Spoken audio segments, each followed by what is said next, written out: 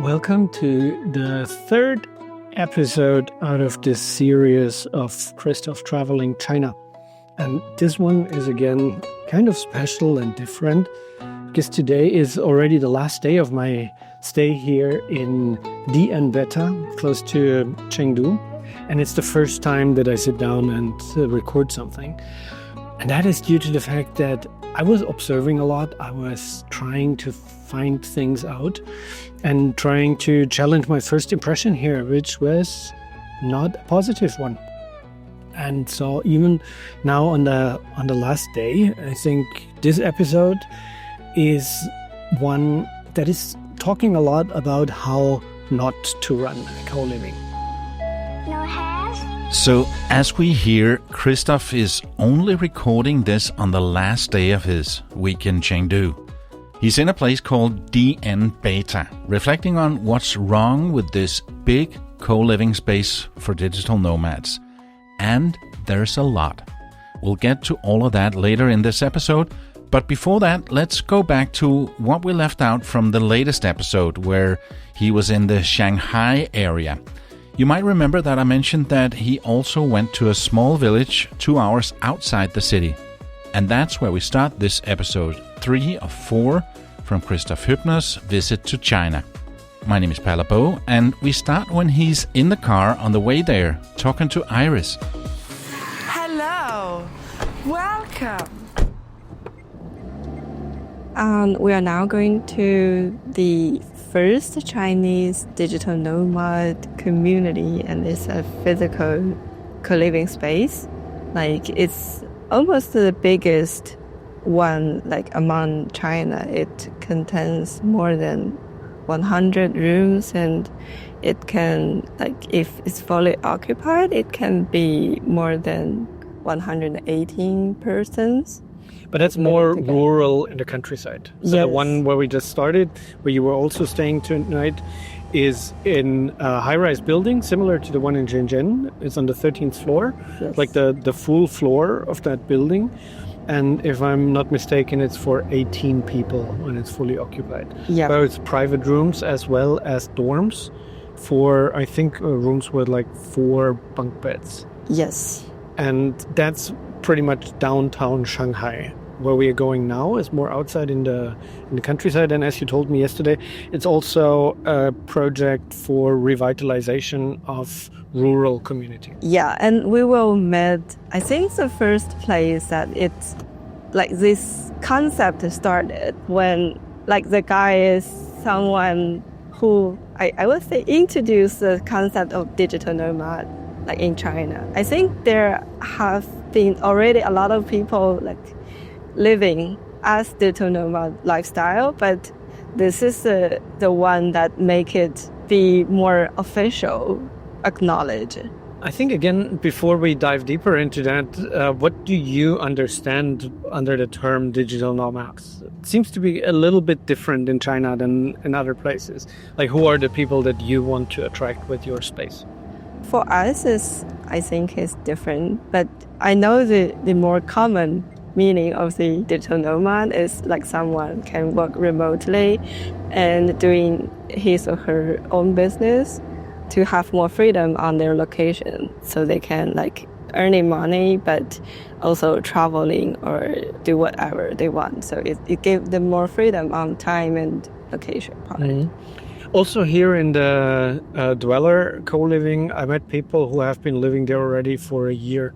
So since it opened, not so much nomadic, it's people who chose this community for the community. Just today over breakfast, we had this conversation with someone who I think lives there since it opened, since the beginning. Mm-hmm. And he's actually from Shanghai. He's not even, like many others that we met, moved from somewhere else in China to Shanghai, but he's actually from here and still chose to live in this place. Yes. In the one where we're going, what's the name of it? It's called DNA. It's Digital Nomad A.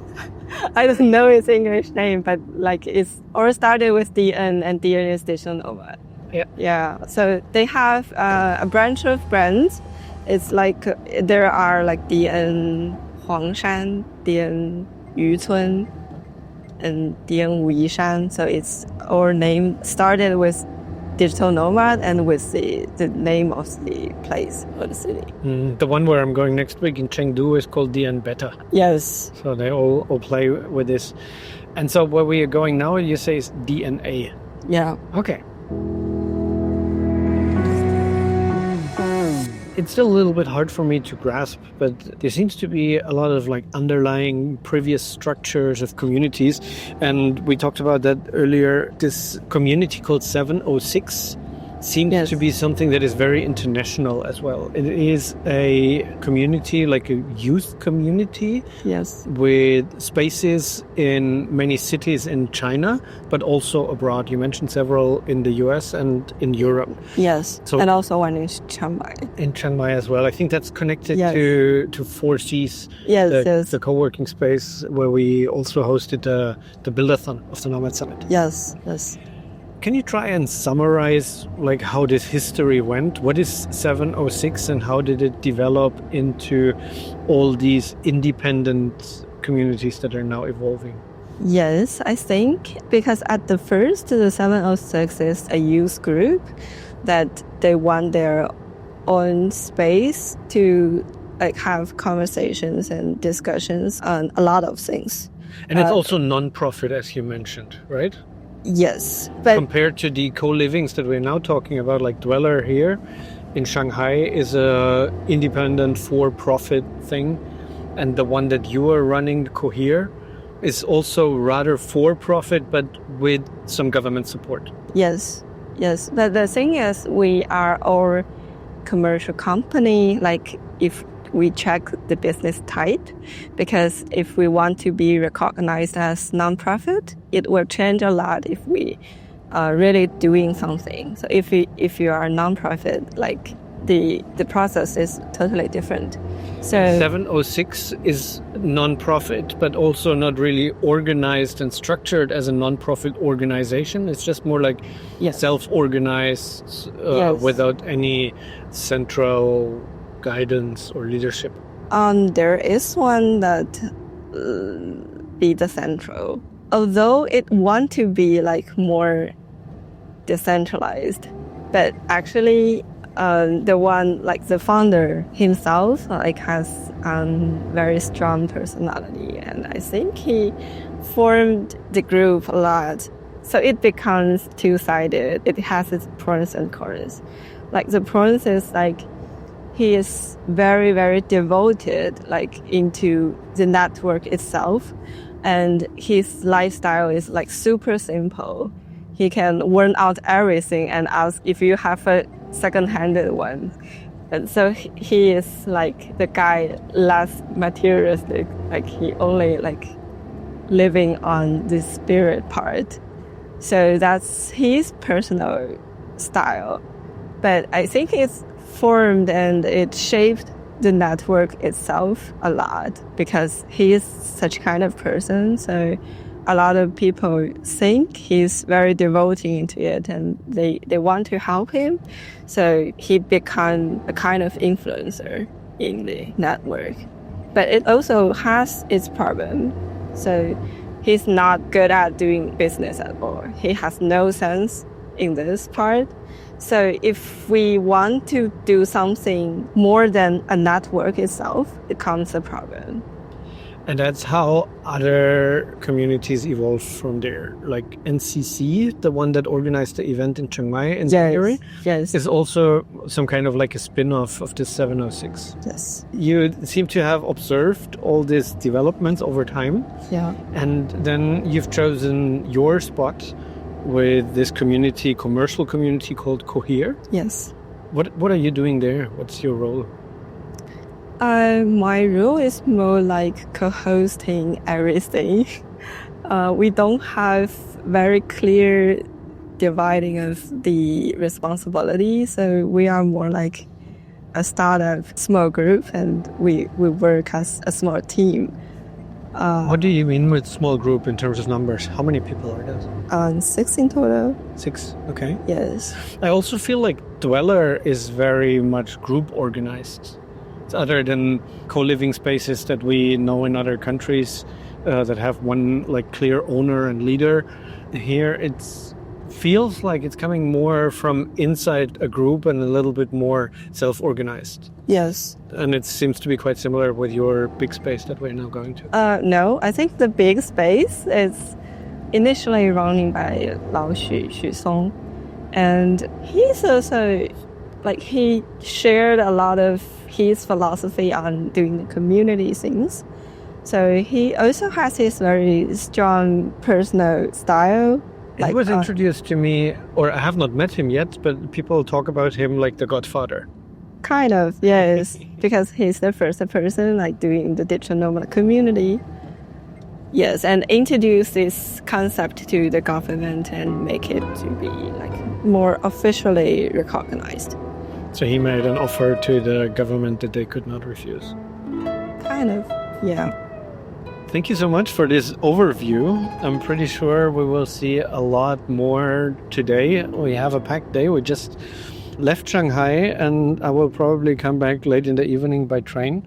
So you have drawn up an itinerary of showing me around in that village, and we're going to meet some people and catch more voices for this podcast. We have now arrived at this beautiful place and had a little walking tour with all these big function rooms, with a big kitchen, with an uncountable number of rice cookers and a community bar. I see a lot of different whiskey bottles here, and there has been coffee being cooked, and now we're drinking tea. And I see that this is a place where I could definitely come and stay for a week or 2 weeks or even a month. Yeah. Because it seems to have all this community spirit that you need. We're sitting now around the table with 1, 2, 3, 4, 5, 6, 7, 8 people. And everyone wants to, and the dog, everyone wants to join the conversation. And this is where I really want to learn now, what is this all about? We are in a little village in the countryside. So when we drove here, the landscape has changed. The buildings got smaller and smaller the further we got out of Shanghai. And now if I look around, I don't see any buildings that's more than 2 stories high. So this is a village here where, how many people live here in total? A number of people in this village isn't fixed, but overall the population is quite small, probably just a few hundred people, and not many young people. And the project here was initiated also with the support of the government, I heard. So it's like the local government who wants to revive the village and wants to put some life here with young people and repurpose. This used to be like a bamboo factory. I think I can explain that. Our project actually started in 2021. In the beginning, it was really a collaboration between 3 parties. The government itself didn't really have a deep understanding of this at the time. When we started working on this idea of digital nomads, even up until now. Because even now, when we communicate with many local governments, they often don't really understand what digital nomads actually means. And the same goes for the villagers. So that's why when people come to our area, many villagers think, oh, this is just a company, there are a lot of people working here. But they don't really understand what a community is or what digital nomads are. We've actually tried to communicate this to them. We even created a small newspaper in the beginning, basically to explain to the villagers what digital nomads are. They even printed some newspapers to tell them what is going on inside here. And for the people here, there are some elder people think, oh, this is a big company and there are many people's work here.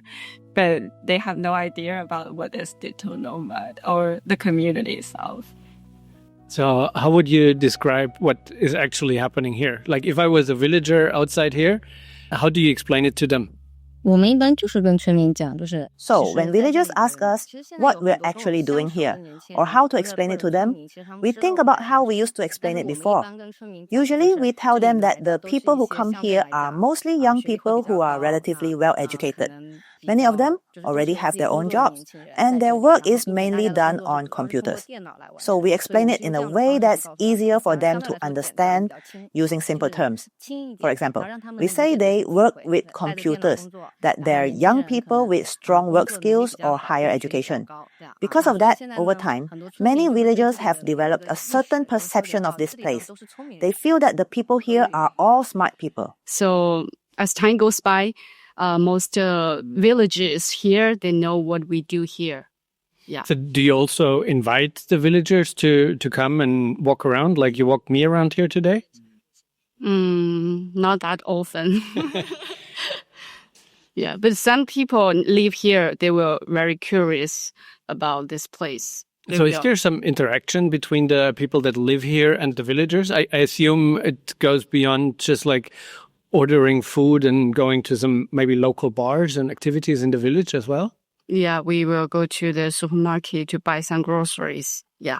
So normally we go out, we have a couple people and they know, oh, they're from DNA. And we go to the certain restaurant to eat lunch or dinner. I didn't know, oh, this is young people is from DNA also. Yeah. How long do people usually stay here? Depends. Yeah, It depends. Like some was like 1 day or 2 days, 1 week, maybe 1 month. But like for us, at first we planned to stay for 1 month, and then was a year passed. So. Wow, that's impressive. Does that happen often here in the community? Like right now, of the people, you said there are about 50 people living here right now, which is less than half of the capacity. So you mentioned capacity is something like 120.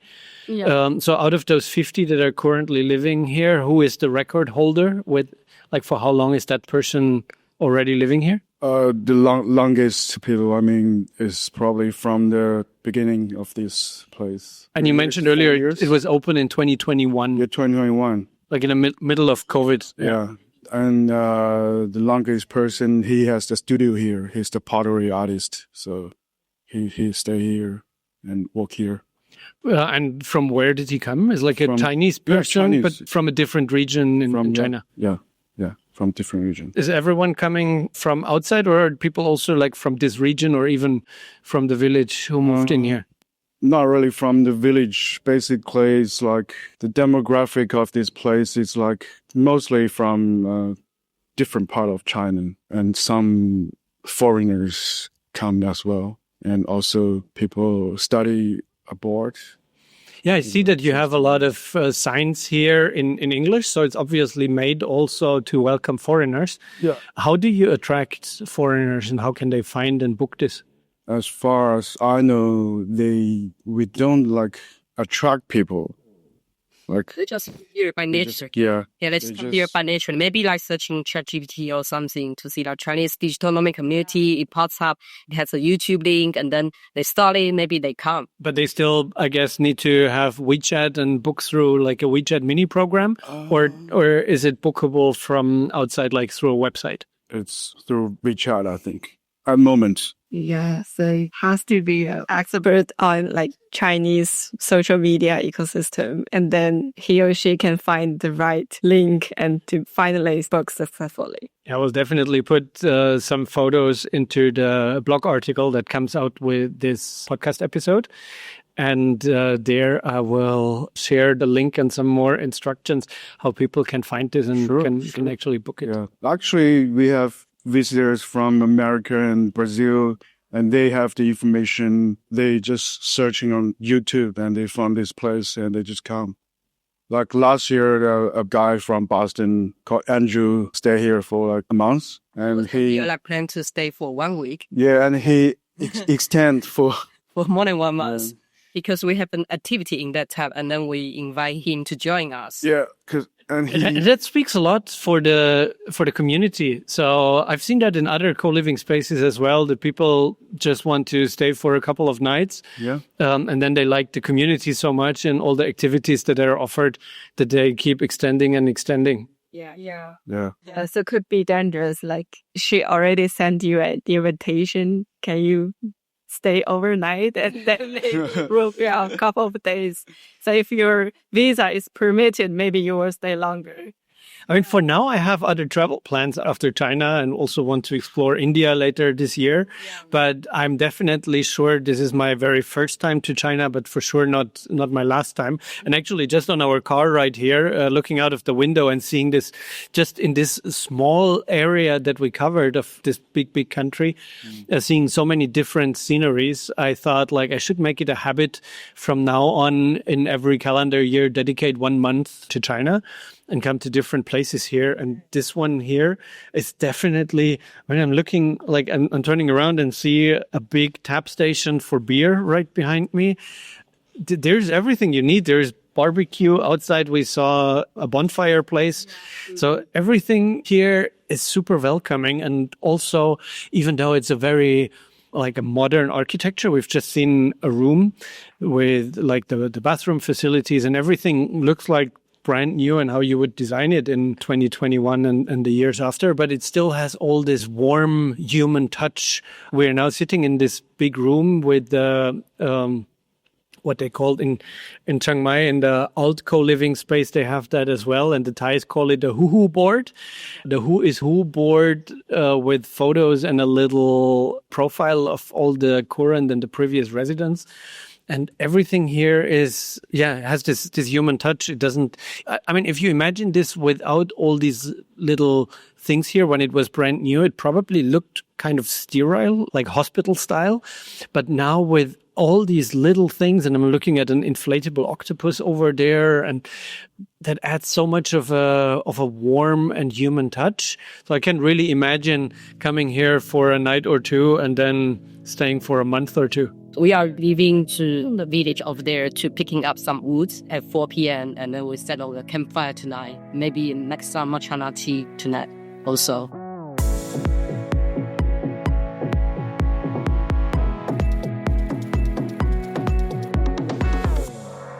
Now let's get back to Chengdu, where Christoph was about to tell us how not to run a co-living.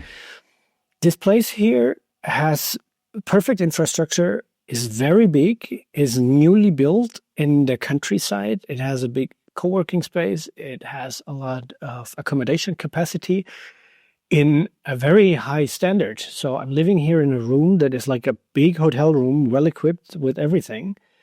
So that's not the problem. What's the problem then? This place is dead.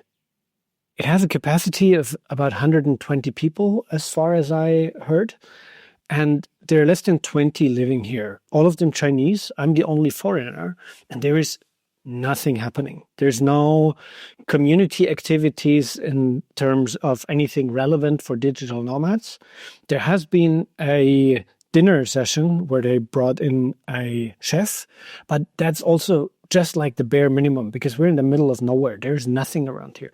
There's a little corner shop and there is an okay restaurant that's in walkable distance. And that's it.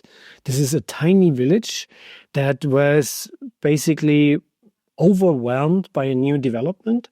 And it looks like one of these typical Chinese government corruption projects that are completely oversized and overfunded. And there is a lot of effort put into making it look nice at the opening, and then they're left for decay. There is no funding for maintenance and operation. And even though this place here is brand new, nothing works. It's now mid-March. It's about 15, 14 degrees at night. So a little chill, and you would want to warm your room with the AC, but the AC isn't working since I'm here. And no one is taking care of that. There is no coffee machine in this building. There is one in the big co-working space around the corner, but there are no coffee beans and no cups. While on the other side, if you walk the streets, there are big posters and banners on literally every light pole that are using like a lot of Chinese letters, but always saying in English, digital nomads. So it really looks like this is being used as a buzzword, as a campaign word. And it really looks everything like that it was built for an opening ceremony where a high-tier politician was probably, I mean, this is all speculation, but this is my observation, this is what it looks like, where a high-tier politician was coming here, And I mean, if you come here by taxi, it's ridiculous. There is a 4-lane road leading through this village that ends around the next corner. Like the road itself is already completely oversized for this village. And at every flagpole for kilometers outside, it shows the logo of this digital nomad community. Yeah, and then here it's just like a dead-born baby. There's nobody here. With all the beautiful projects that I visited in the last couple of weeks and that I'm quite excited to visit next week in Dali, there are founders and passionate managers on the ground who proudly show me around and tell me about their community and are there to answer questions and are helpful. Here's nobody. This place is being run by a bunch of kids who obviously don't really enjoy their job. So they're like some youngsters in their early 20s, if even, sitting behind counters and looking at their phone all the time. There's no one I could speak to or who would lead me around and show me what's happening. There are a lot of ambitious posters everywhere showing about like how they want to attract entrepreneurs and how they want to excel, help people propel their businesses and support them. But yeah, there's just nothing. The co-working space has probably about 200 seats. When I went there for the first time, I was alone. Then the other days there were, I think, like 5 people sitting there in total. There was an echo in the room. I didn't record anything earlier because I was still curious and thought maybe it's just a bad timing. I arrived on a Friday evening and I had a bad start because the location that I was sent was in the middle of a field. And so I went to all the surrounding buildings and asked if I could check in here, if that's the place. No one spoke English and basically sent me away after trying to explain them with the help of translators on the phone what I'm looking for. So I was stranded until I found this place. It was a little bit further away from the location that I had sent. And I walked up the building and it had shown outside the signs of a bakery on the spot and they call it Laboratorio di Gelato. So I was immediately like, oh, wow, that's perfect. This is my place. And then I woke up next morning, Saturday, everything was closed. So I thought, okay, maybe it's weekend. On Sunday, everything was still closed. So, okay, let's see, maybe on Monday. But on Monday, everything was closed as well. So there is a bakery here. There is a gelateria and everything is closed. So I was trying to find out if it's just like bad timing, if next week and the week before here's buzzing and activity. But now I had a bunch of conversations with people that are living here I don't want to throw anyone under the bus, but let's say I had conversation with some sources who are observing this for a little bit longer since the beginning or living here for a while in the neighborhood or like vendors. And everyone told me like, nope, this place is dead. It's completely oversized. There's nothing happening here. There's competition. Like in the Chengdu area, there are around 10 other places around in the countryside that are these kind of like revitalization projects that are competing with each other.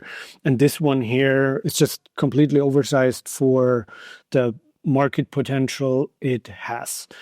So that's why I'm now on my last day finally sitting down and recording my thoughts here. This is just the beginning. I was promised that later today on my way in Chengdu, I will have the opportunity to sit down and interview the founder. I was told this is a very passionate lady and maybe she will give me a different perspective. I'm all open for it, but the fact that she's 100 kilometers away and not here on the ground already tells a lot. So let's see how that will sound next, but we'll definitely have some conversations and bounce some thoughts about the different concepts of co-livings and destinations, infrastructure for digital nomads that will probably come down back to this old discussion of what's your business model? What's your first goal? And that's the same with events as well, like with our Nomad Summit. You see a lot of digital nomads events out there in very different places. And you see that over time, they have a very different success trajectory. And the bottom line of that is often, is this a community-driven initiative that goes to where the community is? Or is this a politician-driven initiative that is basically just a means of destination marketing? And the latter usually doesn't work. If you have a destination that you want to promote, but you don't have the infrastructure, you're not building community all year round, then just having one event will not do the trick. There are different examples, and Bansko Nomad Fest, for example, also started with building community, but in a place where there was nothing, and they had a very fast trajectory to actually establishing Bansko in the mountains of Bulgaria as a digital nomad destination. But it was all driven by passionate people inside the community. And if you look at successful co-livings in Chiang Mai, for example, they are successful because Chiang Mai is a place for nomads, and nomads are going there and are demanding infrastructure. If you, like here, put infrastructure first and then expect nomads to come, that's not impossible, but it requires a lot more funding and effort after the opening ceremony. It's not just putting out a beautiful building. You really need to make sure that people feel home when they arrive here, that they feel connected, that they have the opportunity to speak to someone, being taken care of, get a stage for themselves to offer a workshop or a sharing session, as they often call it in China, so that there is a platform for giving and taking. And that seems to be the thing that is lacking here.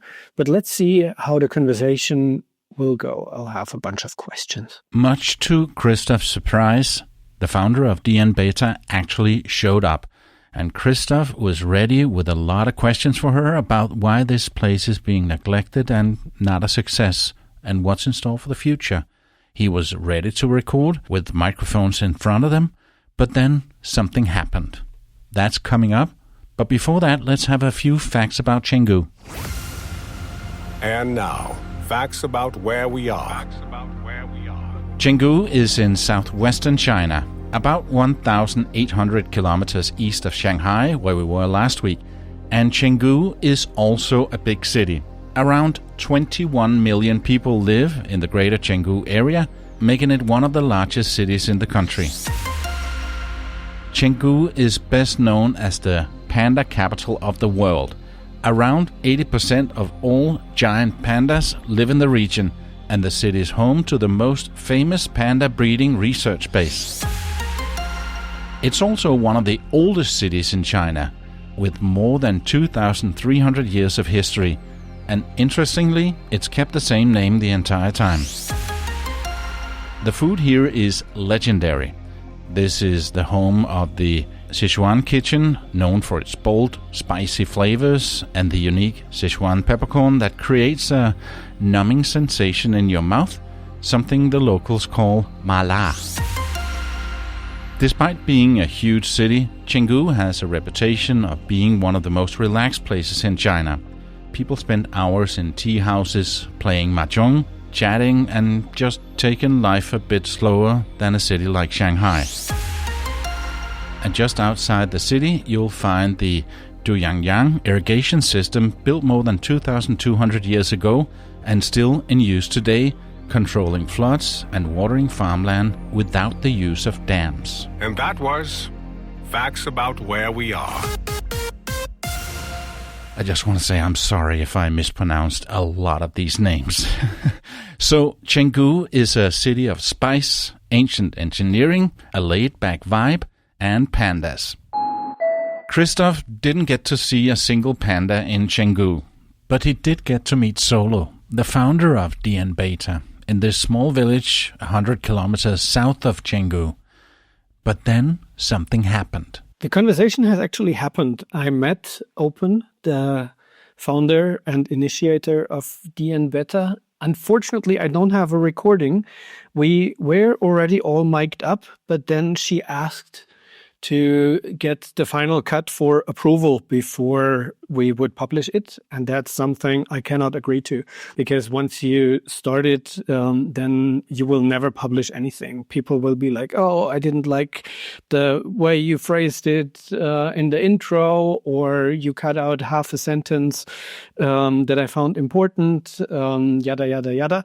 Our intention is always to give a full picture, and we don't want to leave out any important message. But of course, with a lot of materials for each of these episodes, we need to cut things.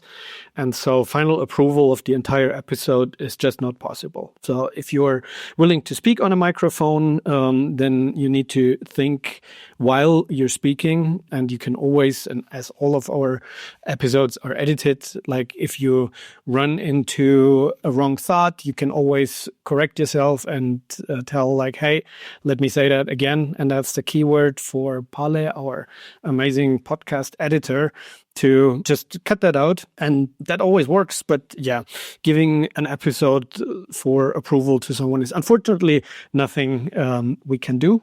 And so I don't have a recording of this, but a takeaway. And that is definitely, yes, there was a factor of bad timing for me. They seem to have a community manager who is actively on the ground and welcoming people and guiding them around and organizing things. But it seems that this person has just a week off due to the loss of his grandmother. That is something, yeah, you can believe or not, but it seemed to be consistent. So maybe that's true. And that, of course, makes a huge difference. But still, in a facility with a capacity of 120 people, I think, there were not much more than 10, for sure, not 20 people present. And with the conversations that I had with people around, with vendors, etc., they told me that this is normal and there are never more people, except when there's a big event. Like there was one around Chinese New Year, and there was also one around the Western New Year calendar. Open told me that they're planning more bigger events this year, in particular two, one in June and one in October.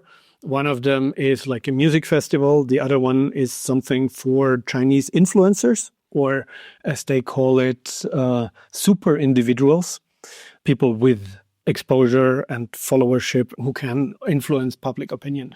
So at the bottom line, my takeaway is still the same. There is someone who is a founder, but to be fully honest, she had just opened a new kind of co-working space and facility that is like a startup incubator in downtown Chengdu. That's where we met, and that seems to be where currently her attention and her passion is. And that's not how you can run such a big co-working and co-living space in the middle of nowhere in the countryside. This needs to grow organically. That needs to happen with full attention and a plan. And the plan that I asked for didn't sound anything like there is community development in a top priority or events that are actually relevant for digital nomads, remote workers, people who want to grow a digital business, something like hackathons or workshops about AI and marketing and social media strategies and workflows and automations and all these things that they obviously try to, or what they say that they want to attract them would be interested in and what would be relevant. That's not happening. And so, yeah, my key conclusion at the end is this is a government project where a lot of government money is being sunk and no one is making it really seriously a priority to develop it with further resources allocated to that, not only in terms of money, but in actual brain put into creating a concept that is then being executed. So this one here is about the negative example, about how you should not tackle this idea of accommodating, of revitalizing rural areas and accommodating for digital nomad. I don't know at which part of this process things got off the rail by maybe putting the wrong partners together, by allocating maybe too much money. Someone in the government got too excited about spending money on a project that sounded nice or had too much budget left over by the end of the year and just needed to put it somewhere. I don't know anything about this backstory, but it definitely is not a success story for now, 2 years into this project. And I also don't see how this will become an interesting success story for the future. So takeaway, if you are a digital nomad from abroad and considering traveling to China and just spending some time in a good environment in a more rural area with infrastructure and activities around, go to DNA in Anji, where I've been the week before. That's definitely a place that has this vibrant atmosphere and where things are actually happening, where you're being supported and where the community is taking care of integrating you, like approaching you actively and offering everything you would expect when it comes to exploring a surrounding and feeling home away from home. I don't see how that's happening, and especially now, as I have already moved to the next place. I'm in Dali now. I have arrived yesterday evening and had a completely different impression here of community, of destination, of everything that I will talk about in the next episode. In the next and final episode from China, here on the Nomad Summit podcast, Christoph is moving a bit further east to Dali. Could this be the perfect digital nomad place in China? Find out next week. This episode was hosted by Christoph Huebner, our man in China, and produced by me, Palabo of Radio Guru. If you found this episode interesting, please share it with your friends, and remember to follow the podcast so you don't miss the next one. See you next week in Dali. Produced by radioguru.co.uk.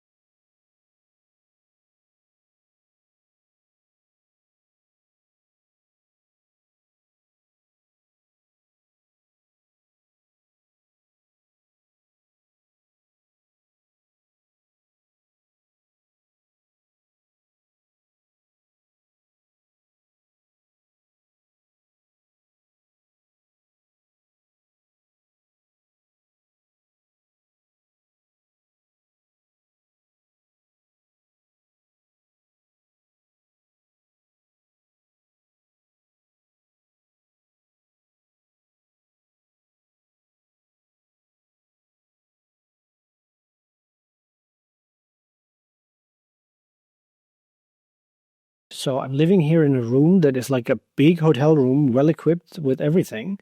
While on the other side, if you walk the streets, there are big posters and banners on literally every light pole that are always saying in English, digital nomads. What's the problem then? This place is dead. There is nothing happening. There's nothing around here. This is a tiny village that was overwhelmed by a new development, and there is no funding for maintenance and operation. And even though this place here is brand new, nothing works. There is a lot of effort put into making it look nice at the opening, and then they're left for decay.